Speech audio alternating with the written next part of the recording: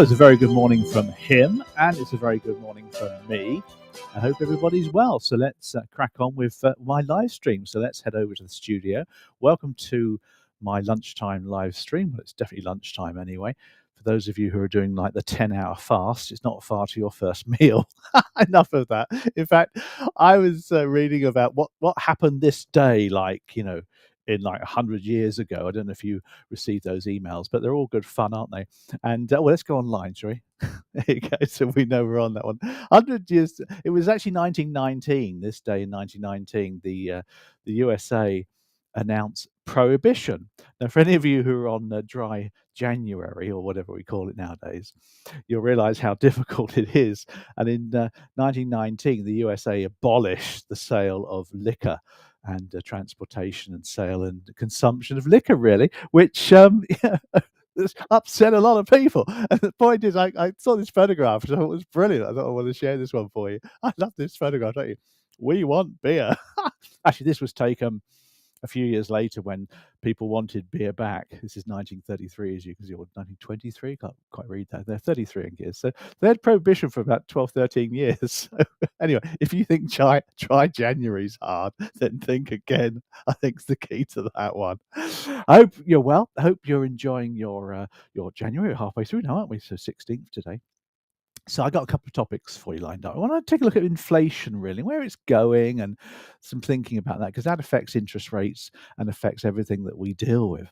But I then want to take you into a topic which I wrote over the weekend, which is entitled "Your Greatest Threat to Business in 2023," and I'll leave that to later on in the session to talk about that one. But actually, it's quite seriously important, because you run a business and you want to keep it going nicely. Of course you do.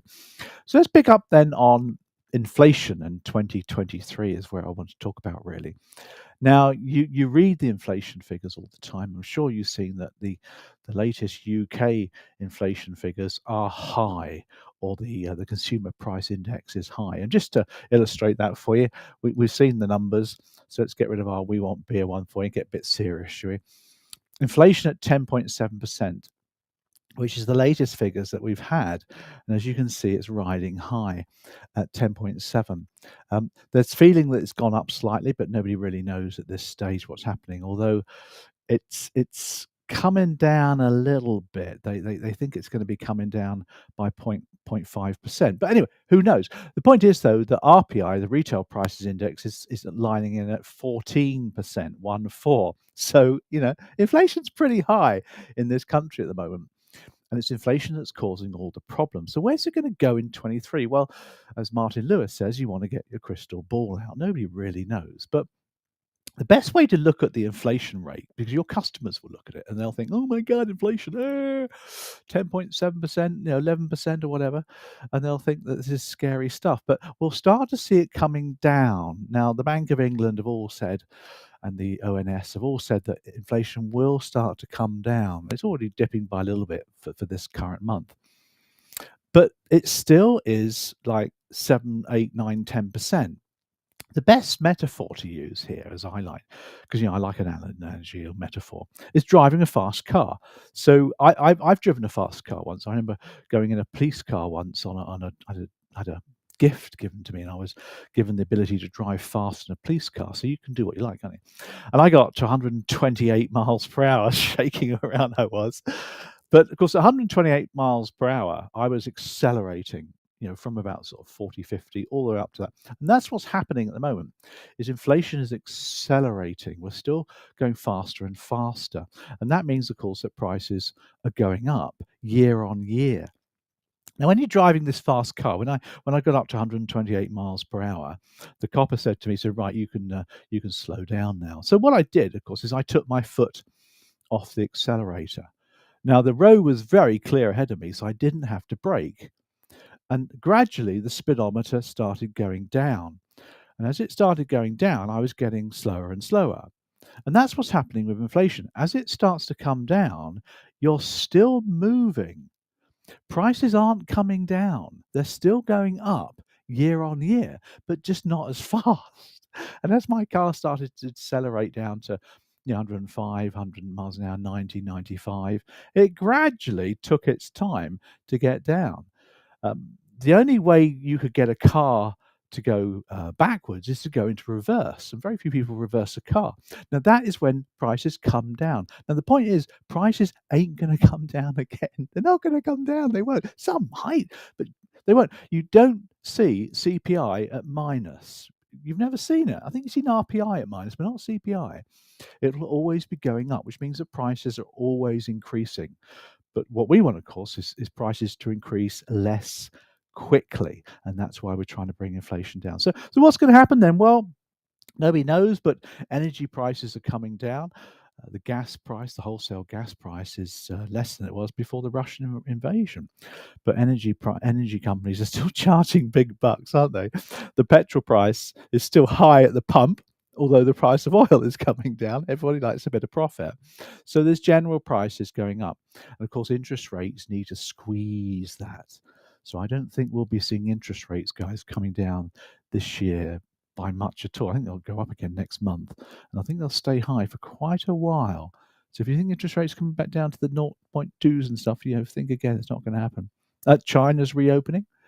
So of course that will incur inflation over there. They haven't really been affected by inflation because they've been locked down. You've got pay rises happening all the time now. People on strike in the public sector. In the private sector, they've been given price rises, wage rises. My son Lewis, he's got himself a 10% pay rise. He's in the private sector. He's in IT. So it's happening all the time. People's wages are going up, and that, of course, will keep inflation going because the costs of that company go up and they have to increase their own prices as well. In the US, you've seen inflation starting to come down now to 6.5%. So their prices are still going up, but it's decelerating. That's the thing there about the US. Maybe their Fed got going a bit quicker than our Bank of England increasing interest rates. Oh, Andrew Bailey stalled a little bit, didn't he? But we may see the same kind of thing as well. So think inflation coming down, but don't think prices are coming down. They're not. They're still going up. That's the point about my little session today. So just to remind you of the three measures of inflation, just a quick recap for you on your CPD. We'll whip over to a whiteboard over here for you. The one that I've been talking about, let's go over to this camera, is CPI, which is the Consumer Prices Index. That's the consumer one there. Let's put that in there for you. Now, the whole point behind the CPI is that it doesn't include housing costs. The whole point behind this one is it's consumer spending. So when a consumer buys stuff, she buys things, it's that they're the things that are in the basket for CPI. And that's the one we measure. That's the one that's at 10.7%. The other one is Retail Prices Index, the RPI. Now that's retail, and that includes many other costs as well. It's not used to measure inflation. It's used to increase stuff. I think government gilts are still based on RPI. A lot of phone tariffs are based on RPI. In other words, this April they'll increase their prices by RPI plus a few percent. And RPI is 14% at the moment. A lot of people know that. So beware, your phone bill is going to go right upwards. Which again will affect inflation. Odd, doesn't it? RPI increases it and it affects inflation at the same time. The last one you may have come across, if you want to be a bit clever, a bit smug in the next team meeting, is the PPI. It's not payment protection insurance. This one's the Producers Price Index. Now, the producers, of course, are the people that manufacture goods. This is a sort of cost of raw materials. So it's quite clever in a way because this one will give you how raw materials are increasing, like energy costs, petrol, freight costs, those sort of things. And of course, they come before the consumer prices because the producers produce the goods. The costs of the goods or services coming into their factory go up quickly, so they then have to increase their prices. So this is an early warning of CPI. So that's PPI. That's a bit of an update for you on inflation because I think you want to know about these things, don't you? Because this is all about CPD, isn't it? Okay, let's move away from that little whiteboard note there.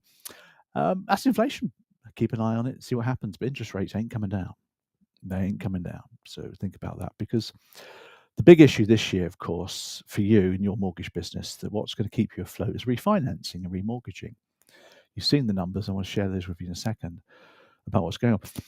And I've been talking to a lot of brokers over the last few months about what they're doing and what their plans are, etc. Because I work with a lot of brokers and I know what's going on. And many of them are fearful of other lenders and stuff, other brokers as a competition. But that's actually as far away from the truth as can happen. So I want to share with you what I think is the greatest threat to a mortgage broker's business this year. So let's head over to the other whiteboard for this one. Let's pop across here, shall we? So we can see you up on this whiteboard. Now, this one's entitled The Greatest Threat to You in Your Business. And I've got another metaphor for you because I'm full of metaphors today. Now, remember, we're talking about a threat here, the greatest threat. So let's put a little title up here for you, the greatest threat. And you'll start to think, I think, after this session, you'll start to take a look at your business model and take a little gander at what you're doing and how you're operating, because you might want to change a few things, but we'll see. I'll give you a little action plan as a result of this. 1982, let's go back a few years now. I was, crikey, how old was I? I was 18, 19, doing my A-levels, actually, 1982. My mum and dad bought their council house from the Elmbridge Borough Council. The Housing Act had been around for a couple of years, and people were buying their council houses. And they bought their place for the princely sum. I think it was £6,000 or something ridiculous like that. And they were so thrilled. It was unbelievable. And the housing market took off in the 80s. Millions of people bought properties. First-time buyers came in to buy their own properties. People bought their council homes. And it just made the mortgage market massive in the 80s. Now, my dad was thrilled to bits. The main reason was because he could now start to do his hobby. Now, his hobby, like millions of other dads, and it was mostly dads actually, was do it yourself or DIY. And every weekend, these dads would get their toolkits out and they would do DIY because they owned their houses now. And therefore, if they could improve the house, make it look better, everybody was a winner. And it was a national pastime. And my dad, he put central heating in, he rebuilt the kitchen, we built a patio. I had to help him with that as well, if I remember rightly. It's part of my keep. He did new windows, he knocked down walls, he did everything, as did millions of others. And today, the reason why people do DIY was because they like the control, etc. But the point I'm making here, though, is that today, the metaphor is those people who are looking to have their mortgages refinanced and now doing DIY themselves. And that's the biggest threat, I think, to your business. It's DIY. Not what my dad used to do, but what homeowners do now. And the reasons they're doing that is because they want more control. They're good at researching the internet. Their lender may well be contacting them direct with some great deals exclusively for them. And a lot of people, therefore, are doing it themselves when it comes to refinancing and remortgaging. More than you think, actually. Now, there's a lot of people doing this. Just take a quick look at the figures for you so you can see the numbers of potential remortgages this year. This is a little graph I got from the ONS, who are the Office of National Statistics. These are the people who are very important at the moment. And they give us good data. Now, you'll notice from my graph here that we've got Q1. Yes, let's put the figures there for you. We've got 2022 all the way along there, 2023 as well, so this year, next year, and 2024. And you'll notice here that these are the number of people who are remortgaging. So each quarter this year, you've got between 300 and 350,000 people or mortgages needing refinancing. So there's an awful lot of business to be had for the next year and a half. There's a lot of people, a lot of clients looking to refinance. Now, the great thing is that this light blue here is for people who are currently on less than 2% mortgages. So you'll see here in the first quarter that there's just over 200,000 mortgage holders who have got less than 2% on their mortgage. They are now going to be remortgaging at 4, 5, 6%. So they're going to have a shock. So they want a really good deal. They're worrying about the cost. Big time. There's also a lot of people between 2 and 2.5% as well. Lots of these people all the way into 24 as well. By the end of 2024 next year, you've got quite a lot of people between 2 and 2.5%, and there's a lot more people at 2.5% plus being remortgaged as well. Now, the point behind that graph, and you've seen those graphs as well, is that these people are looking to save themselves some money. They're horrified at the costs. They can work out the costs themselves online. So they're doing their DIY. They're researching themselves. I mean, you look at Martin Lewis, for example. He's so popular. He makes people want to do it themselves all the time. He's always giving advice. And lenders are getting really good at talking to them direct as well. So that's your biggest threat. You'll contact your client and they've already done it. So, okay, I want to give you, 7 or 8 ideas to help you to deal with this and see if any of these can be an action plan for you. The first thing you need to be doing is to make sure that your CRM system, is up to date, and it's got your customer details in there, and it's got all their preferred contact information as well, because you'll need that. If you haven't got that, then you can't do anything. Now, the next thing is, are you sending out some kind of weekly, and there's nothing wrong with that, or at least monthly or bi-weekly information emailer, or whatever is their preferred way of contact? Maybe it's WhatsApp or whatever, doesn't make any difference, with useful information, helpful information about the searching that they're doing, because they will be doing it. So information about interest rate movements, information about new lenders coming on the market, that sort of thing. Just general information to help them with their research, because you're giving them a first impression. You're giving them the impression that you are on the button. You know what's going on. It's your job to know. And if they've been researching this information, they actually don't need to, because you're going to provide them with that information. So that's the next thing that you need to be doing. On the CRM itself, have you got your KIT list? Now, the KIT list is an acronym for Keeping in Touch list.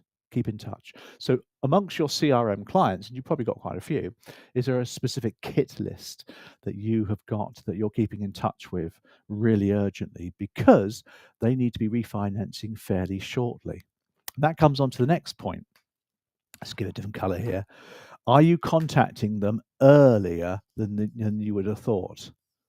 Are you getting your sales process going earlier than you would have thought normally? So if their fixed rate's coming up for renewal, mine, for example, is coming up for renewal in April 24, I would expect to get a contact from my mortgage broker around the end of August, end of summer this year. And you might think that's too early, but you see, they're being contacted by their, NatWest, who I'm with, will probably be contacting me around that time anyway, because they can and they might want to do that. So you're getting people early onto your sales process. That's really where I'm going with that one. When you start talking to people, are you selling, there you go, your sourcing system? Now, why am I telling you this? Well, back to my metaphor of my dad doing his DIY. He had some good tools. I remember Christmas presents was easy because we just bought him new tools. But he had a drill, a hammer drill, which is a fairly decent one, but it couldn't get through real thick concrete walls. He had to go and employ a tradesman, and the tradesperson would have a really expensive piece of kit. Jigsaws was another attachment he had to his drill, and he could cut wood fairly straight with his jigsaw, but it wasn't that straight. Again, to get it like really straight, you needed a tradesperson's £1,000 jigsaw. Now, that's the point I'm making here. Your customer's main weapon will be Google and a computer, obviously. Now, you have a sourcing engine that's by far better than Google. It costs more money, it costs licensing fees, etc. It has the ability to search lenders that Google doesn't even touch. It's got the ability to look at the most up-to-date rates, the best rates for this, that, and the other. Sell your sourcing system is where I'm going with that. Make sure your customer appreciates what you have available to them. And you can do that anytime. That's key. Now, here's another one. It's quite counterintuitive, this one. And see what you think about this one. Is your proc fee. Now, it's up to you how you charge. You have a broker fee, you have a proc fee. It depends on the amount of work involved. If it's a straightforward, simple product switch, you may consider charging a lender a broker fee. So you may not. You may just rely on the proc fee, because you can get a lot more done then, can't you? If it's really simple, you're literally just switching the scheme to another scheme within the same lender, you might just rely on the proc fee. And that's fine. I'm not debating that. But when you do, sell the proc fee, not as a, trying to justify, but tell the client that that proc fee is paid by the lender out of their profits. It doesn't come out of their account. They don't have to pay it. It comes out of the lender's profits. And if they're balking at that, show them how many profits they're making at the moment. They can afford it. So proc fees are your way of keeping you motivated. Because everybody needs to be paid for a job they do. Everyone needs to pay the bills. Your customers aren't stupid; they know that. And if you're getting paid a handsome proc fee, it shows that you've got motivation to work hard for your client. So, tell them about that early doors. It's actually a really good advantage because it comes from profits, not from their account as well. I like that one, don't you? The other thing is when you get to talk to your customer, how good are you at qualifying and getting commitment? How good are you at qualifying people? When I say qualifying people, you need to be asking a subtle question, who else are they talking to? What else have they done towards this mortgage switch? Where have they researched? Ask it carefully and subtly. Don't suggest they start doing it, of course, but don't be naive to think they haven't done it. So qualify them. Who are they talking to? Has their lender contacted them direct? Are they talking to anybody else? You do need, and if they are, you need to persuade them or influence them not to do that anymore. In other words, no, you don't need to do that anymore. I will take care of things for you. That's the key that you need to be doing during the first conversation with them. And when you are qualifying them, are you able to gain commitment from them as well? So if you've talked about who they're talking to, are you going to get verbal commitment that they're going to not do that anymore and they're going to talk to you exclusively? It's called a close, it's called a trial close, call it what you like, but you do need to get commitment from them before you start putting any work in. And the final point for you, so let's get a blue pen for this one. The final one for you, this is for you to brainstorm yourself later on. I'll squeeze this one over here. Are you crystal clear of all the reasons that they should not be doing DIY? That's the one. Can you rattle off the reasons why they shouldn't be doing DIY, they should be going to you? And that's all sorts of reasons that you can think of, benefits, etc. And you use those, of course, to overcome any objections you might have. So I think there's quite a few ideas there to help you to prevent your client from doing DIY. Now, back in the day when my dad used to do his DIY, the biggest danger, let's talk about danger here, that he ever had was banging his thumb with his hammer. And every weekend, he always used to bang one of his fingers. He always had a plaster on there on a Sunday night. I always wondered what it was for. Because he took his mind off and he'd bang the hammer and he'd bang his finger. Now, of course, the biggest danger your client's got is RSI, isn't it? Repetitive strain injury, if they do too much Googling. But of course, the biggest danger they've got if they get it wrong is getting the wrong deal that's going to affect their monthly payments and their life probably if they don't get the right deal. You will be able to help them get the right deal to make sure your customers are aware of that, to stop them from doing that DIY. I hope that's been useful for you. There you go.